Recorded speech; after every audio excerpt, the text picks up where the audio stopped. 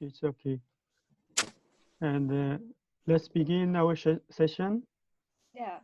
Yes, yes.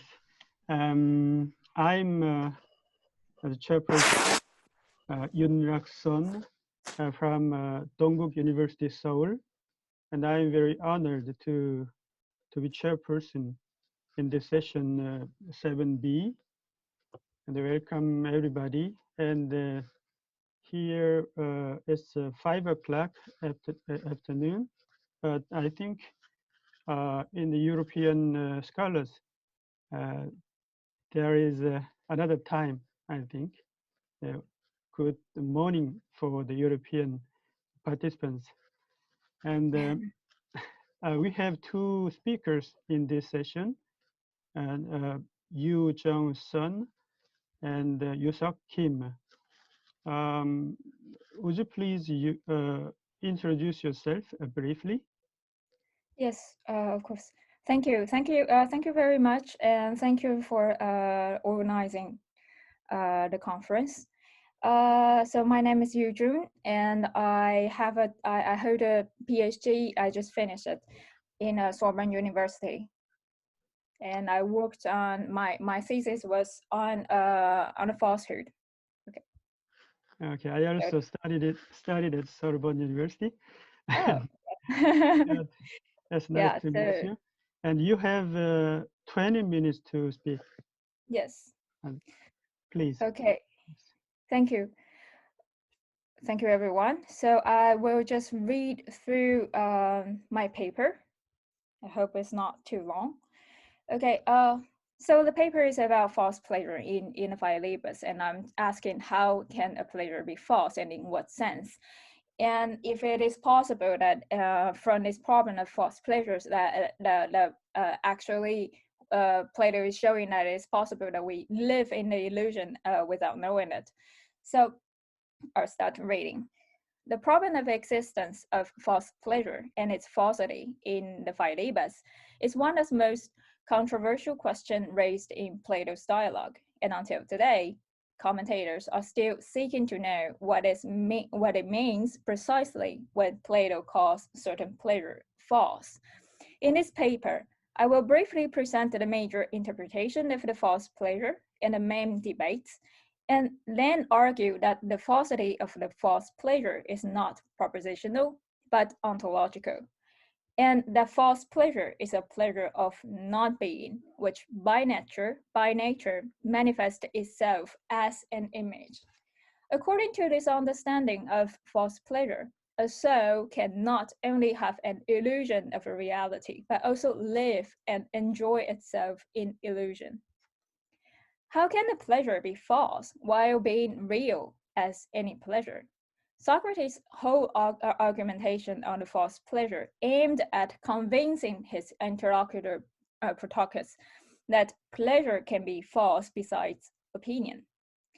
The debate on the falsity of false pleasure in the Philebus is extremely complex, since there seems to be no common agreement at all on the subject matter among commentators.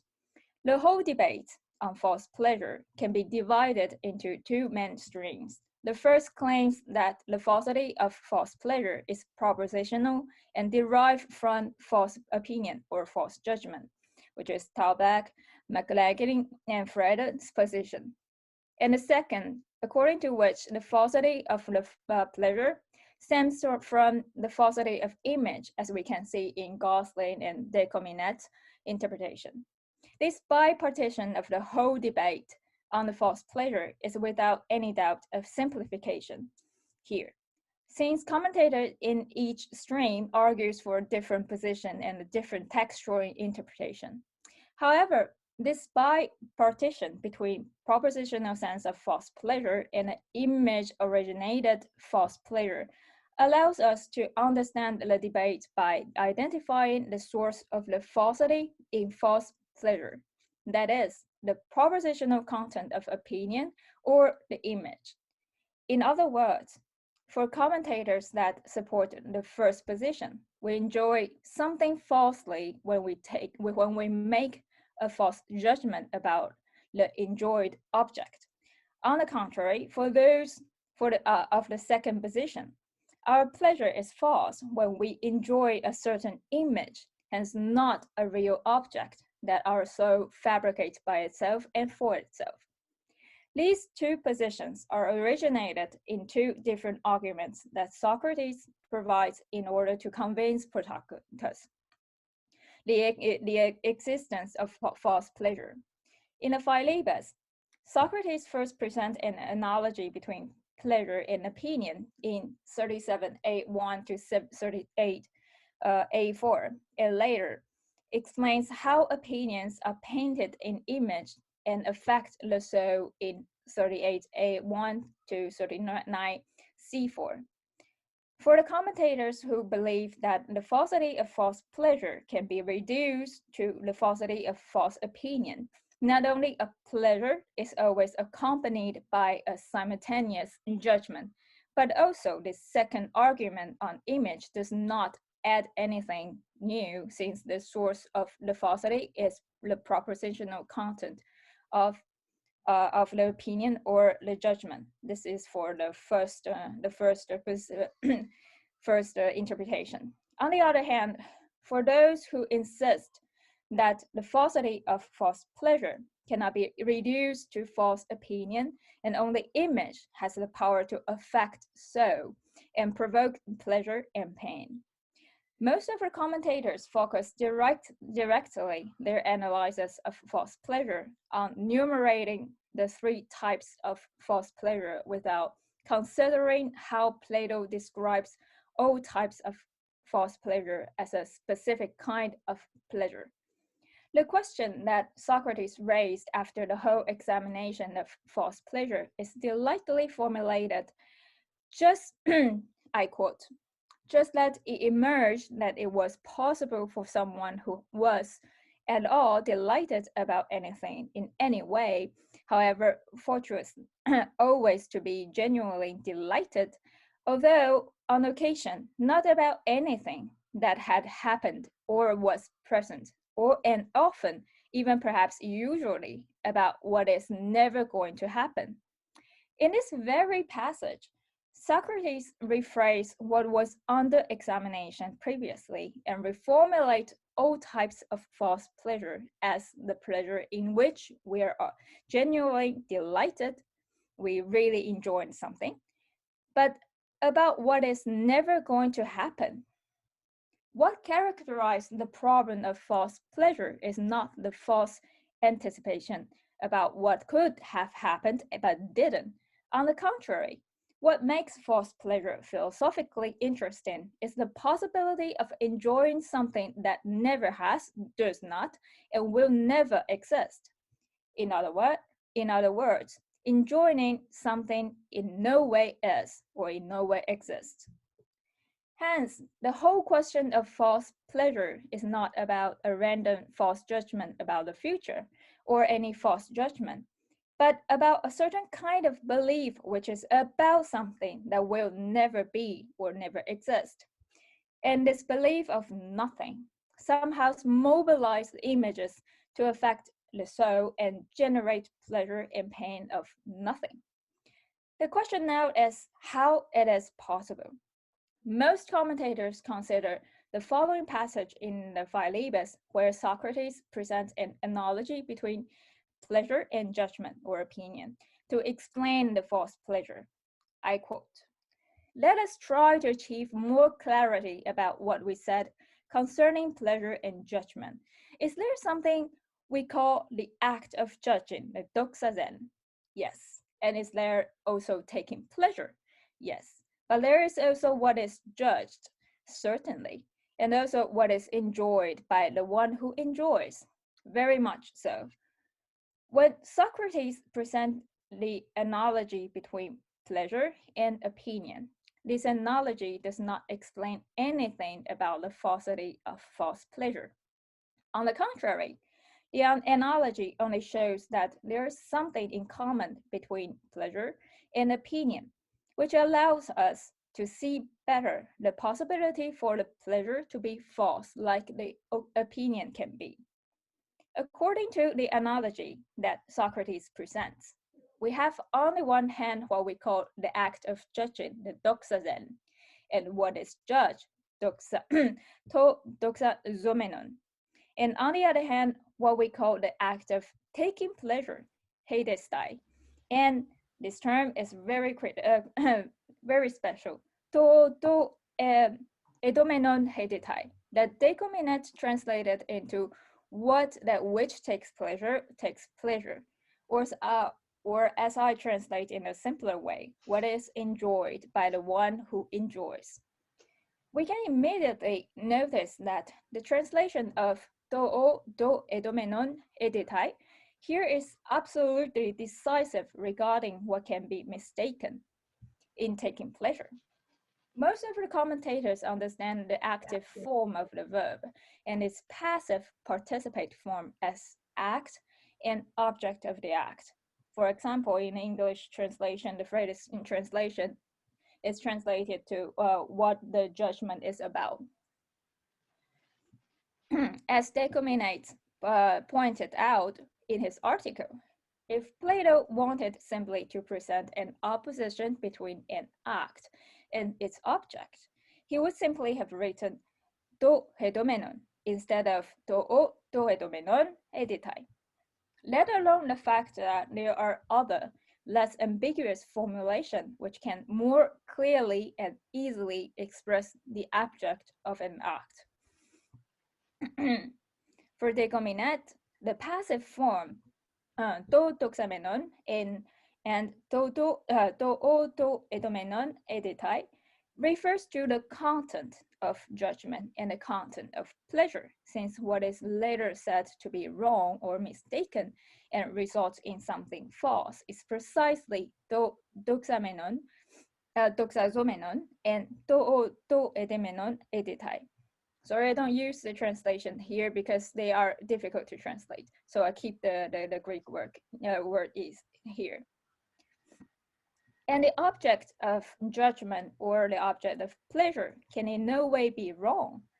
In other words, according to Decominate, on the one hand, the act of judging results in the content of judgment, which can be incorrect while the act of judging is real. Likewise, the act of taking pleasure results in the content of pleasure, which can also be mistaken while the act of taking pleasure remains totally real. In principle, I agree with Decominet's interpretation, except one point. Asserting that the pleasure has content is for me incomprehensible, since all things that possess a content must also have a form which determines its content, and the information of the form into the content will make it impossible to be immediate. But the essential characteristic of pleasure and pain consists in immediacy. This is why I prefer to understand the passive form of the verb here as what is judged and what is enjoyed by the one who enjoys, and consider them as what makes an act result as such. In other words, what makes the act of judging result in such judgment, and what makes the act of pleasure, taking pleasure, result in such pleasure. In consequence, to edomenon hedetai, which can be incorrect, refers to what is taken to be pleasant by the one who takes pleasure in it. And when it is incorrect, this means that the one who takes pleasure mistakes something to be pleasant, while in reality it is not pleasant. So what precisely is this thing here, which can be falsely taken as pleasant by the one who is enjoying it, while it is not? And how is it possible for something to be considered to be pleasant by someone without being pleasant in reality? Does it mean that Plato suggests the existence of an objective reality of pleasure and pain? In the Philebus, Socrates gives a second definition of pleasure and pain based on a certain correction on the first one, which only defines what he calls the pleasure of the body. This second definition allows us to have a more general definition of pleasure and pain. There are still debates on whether this is Plato's ultimate definition of pleasure, but here I will just take this definition as a general one. The pleasure in 35C12 is generated when the emptiness caused by a desire is fulfilled. And as we can see in this very passage, the coming into being of a pleasure presupposes a pre-established operation of the soul. I quote, "This impulse, then, that drives it toward the opposite of its own state signifies that it has memory of that opposite state, certainly. By pointing out that it is this memory that directs it toward the objects of its desires, our argument has established that every impulse and desire and the rule over the whole animal is a domain of the soul. Since the soul must have in its memory pre-established the relation between one, a certain state and its opposite, like being thirsty and its opposite, and two, between a certain kind of object and the fulfillment of a particular emptiness, then one thing cannot be pleasant by itself. On the contrary, it appears to be pleasant for the one who considers that an emptiness can be fulfilled by it. This is why one thing cannot be pleasant by itself, but only in a certain context. For example, water by itself is not pleasant, and it appears to be pleasant for the one who considers that water is what can fulfill the emptiness caused by the desire of the opposite state of thirsty. But for someone who considers that what can fulfill his thirst is a beer or a tea, then water would not appear to be pleasant or less pleasant, that is, for this person. In consequence, what is pleasant for the one who enjoys is a certain configuration of the object of pleasure in the context of desire. In other words, what is taken to be pleasant is not a thing, but a state of affair. That is, something as what can fulfill a particular desire.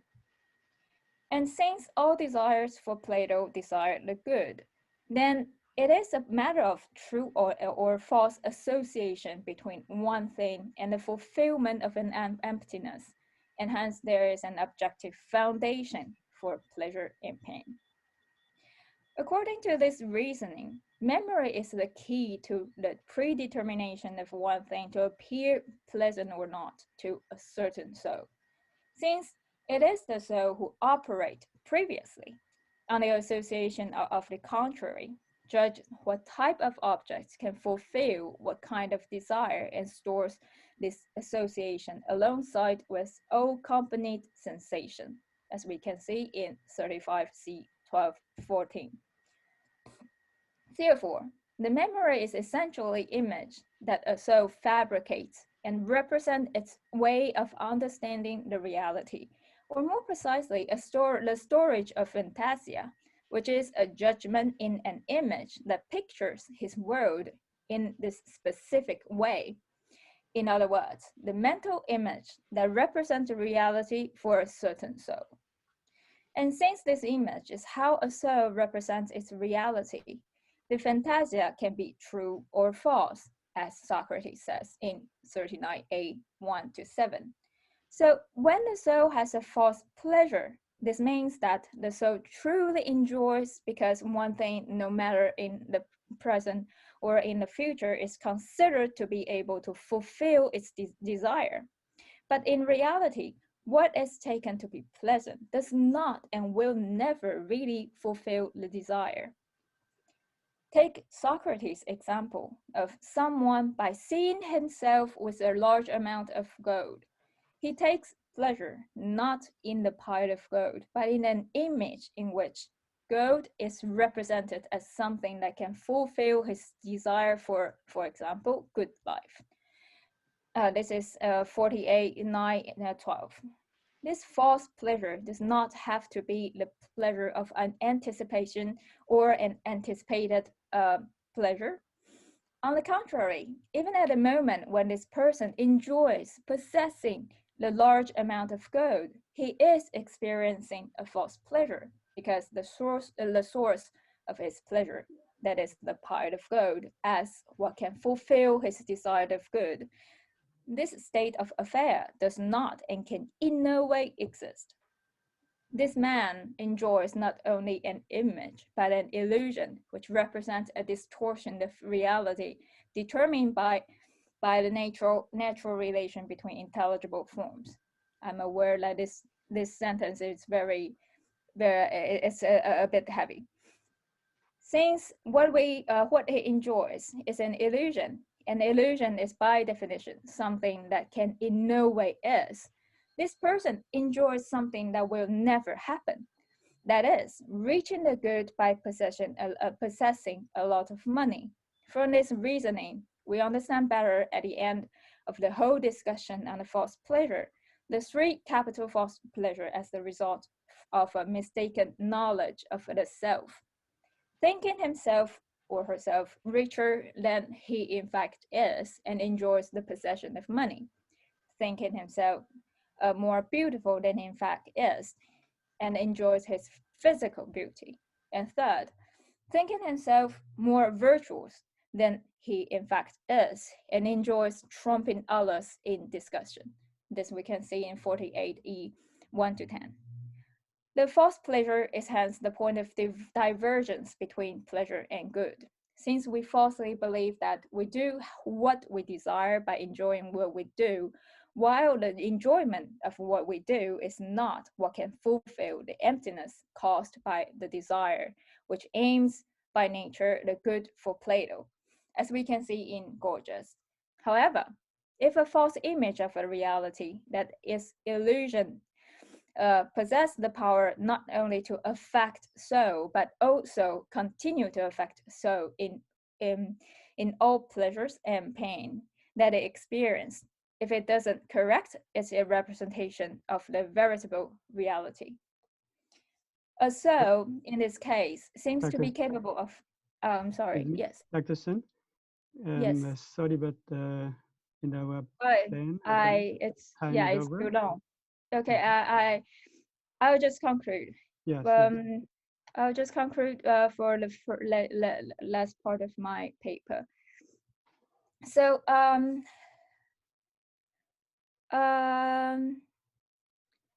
so in this paper, I try to point it out a philosophical consequence of the existence of false pleasure. That is, if an illusion can affect soul like any real being, then it becomes possible for the soul to live entirely in the illusion and to be incapable of getting out of illusion. This consequence is a real concern for Plato, as we can find several times in multiple dialogues where Plato speaks of the soul being detached from the veritable reality, like in the Republic, where Socrates says that the soul contents and lives in the falsehood, or in the Phaedrus, where Socrates explains how a boy can be kept away from what would most improve his mind and be kept in total ignorance. So the false pleasure as enjoying an illusion is a pleasure out of something that in no way exists.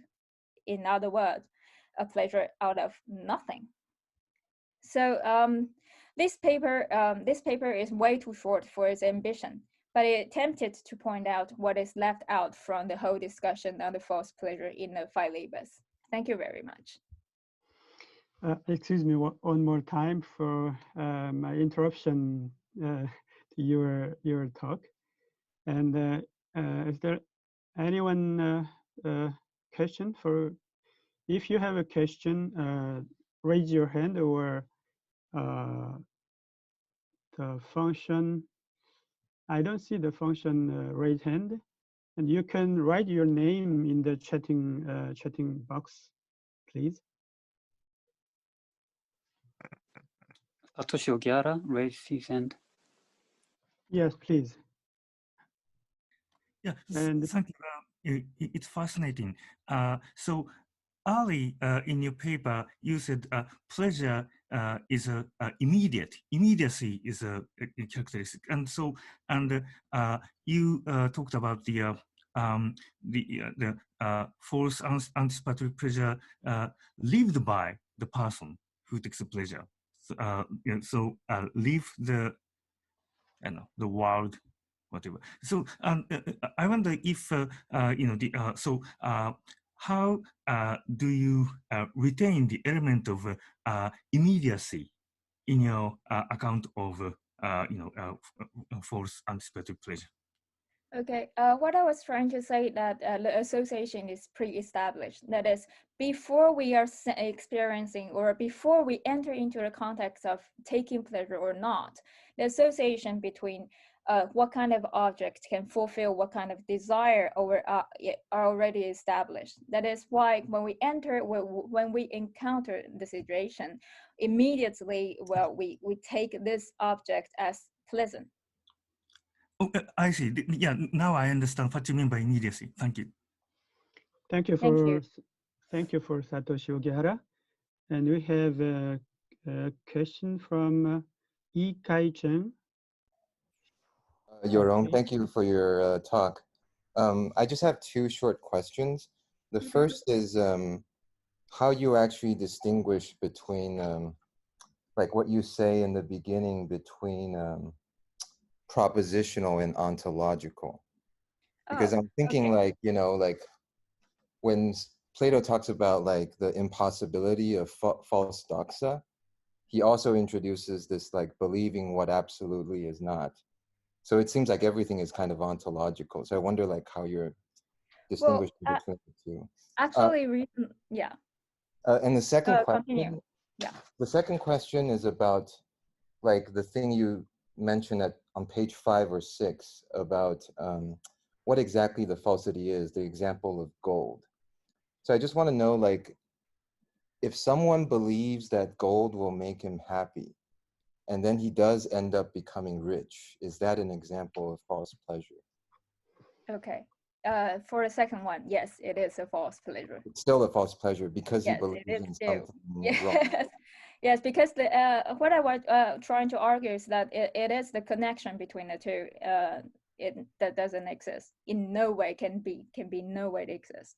So gold exists, but yes, not the relation between gold and happiness. Gold as something that fulfills the desire for good does not exist. Okay, I see. Okay. So what about the first one? Yeah, for the first question, recently I find the distinction between this proposition and ontological, these terms are quite lousy. So, but it's too late since I have already written this paper. But what I was trying to say is that between these two positions, the proposition of falsehood is to explain the false pleasure is that we have a propositional content that is false, and immediately, don't know how, we sense the pleasure still, and this causes the pleasure to be false because the proposition is false. And what I call the ontological one is because the pleasure is about something inauthentic, image, fake. So ontological in the sense of inauthentic. Okay, I'll ask you more about it later. Thank you. Okay. Thank you, Professor Kai-chen. We have 3 or 4 minutes to another question. Is there any question?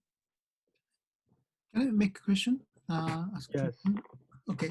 Professor Noboru Notomi. Thank you very much. I have a question about when Plato said "in no way exist," that is very strong claim. Not just isn't there or something like that. So the what do you think about a true pleasure in the future? For example, if you expect something and have imagined you enjoyed something, but it's true. So is that what kind of? And so if you say that having gold and enjoy ourselves is a false pleasure, then have some goal, some money to get some money by my work or something and enjoyed my tomorrow's dinner. Is that true pleasure? That kind, because when Plato discussed falsehood, of course, the contrast is false and truth. So, what kind of thing is true pleasure for future? That is one question. The second question: if the illusion of the having gold doesn't fulfill your real desire, then it comes to the present situation as well. If I think I have gold, so I'm happy, that is false pleasure in present. Is that all right? So these two questions. Okay.